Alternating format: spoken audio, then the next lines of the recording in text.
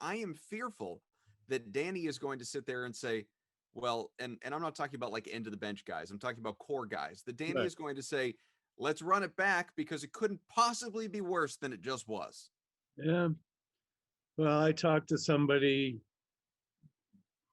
who would know who said that ownership is just 100% behind Brad. They are they're not going to change course, and they love Danny. So you're not going to get any kind of change there. Um, no, I think Danny knows he has to do something. And how much do you believe the tease of Robert Williams? Can he stay healthy? If he's healthy, he's on his way to being Clint Capella, and that could be a big improvement for this team if these guys suddenly have someone there, but he has to be dependable. How much can you count on that? I'm a believer in the talent. I'm a believer in the ability. It's hard to be a believer that he can stay on the floor. That being said, he's Right. 23 years old. He's Yeah. 23. Yeah. Are we gonna write a guy off at 23 and just say he's made a No. class? It's Are you that's going to write hard. off That's hard to Tatum? do. No. No. I Yeah, mean, do you write it off Tatum?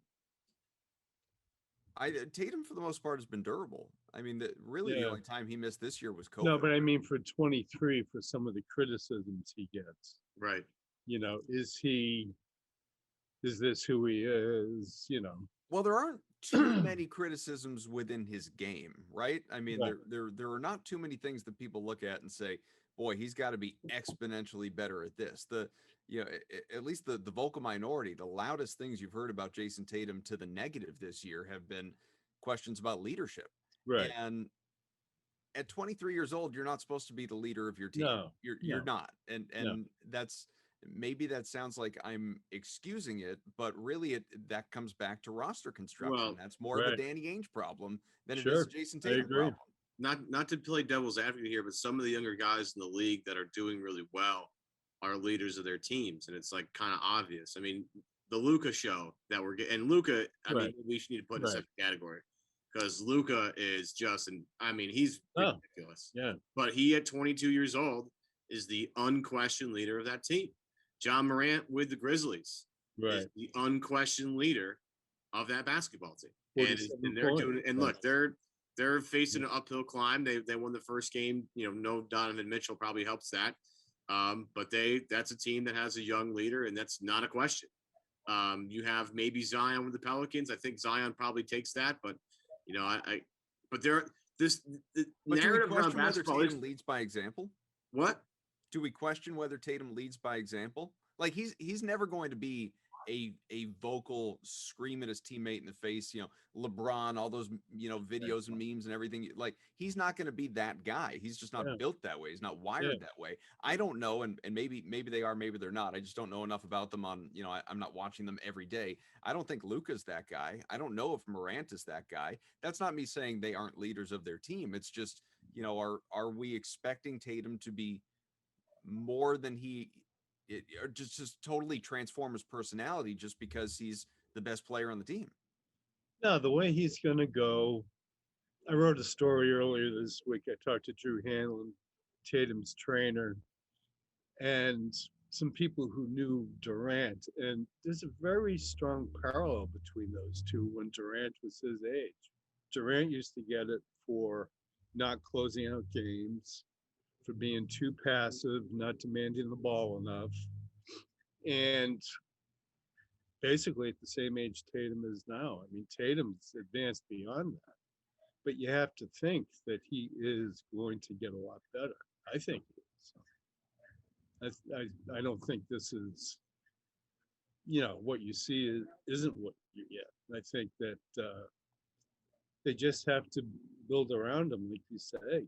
But they've got all the wings in the world. So what's the problem? Just because they have wings, I mean they're effective ones. I mean they have different types of them.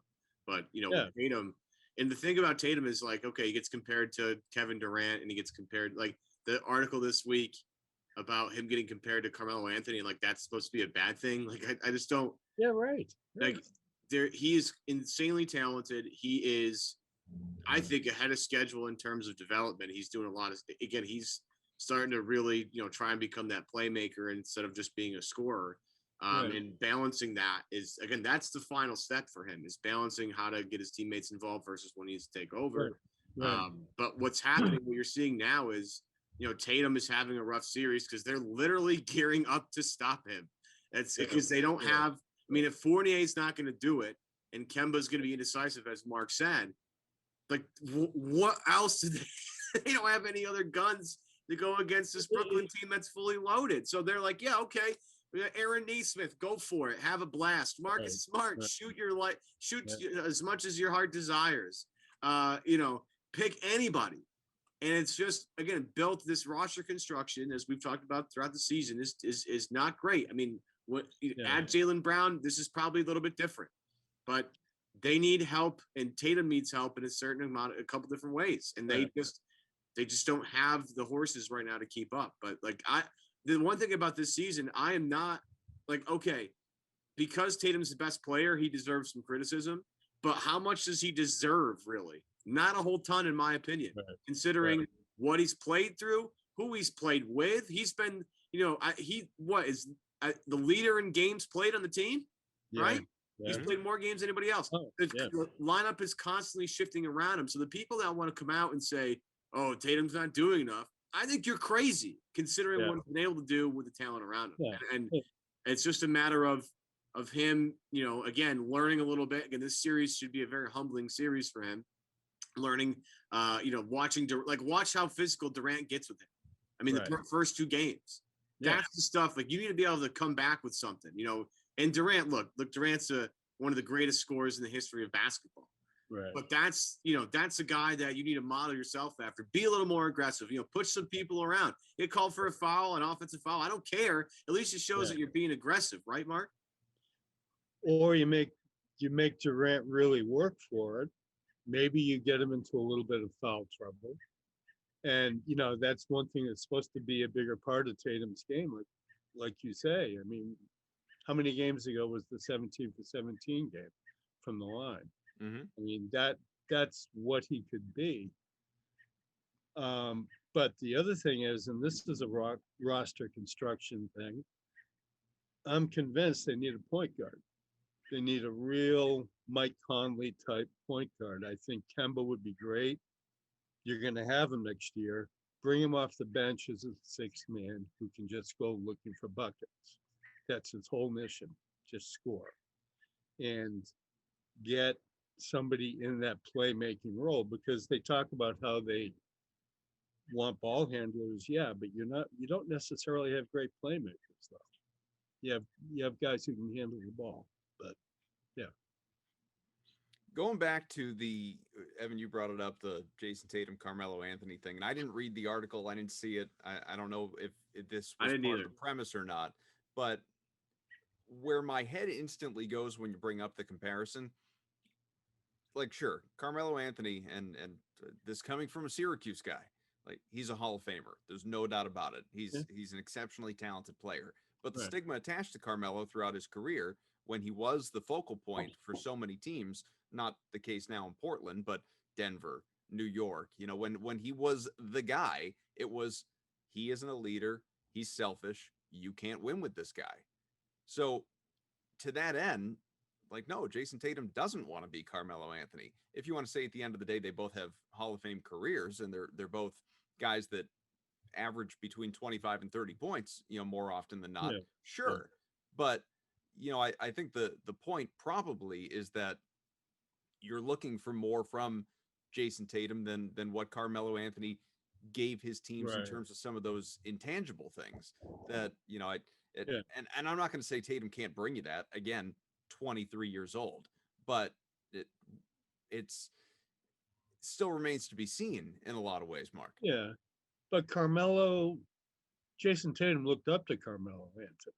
He actually spent a lot of time studying his game.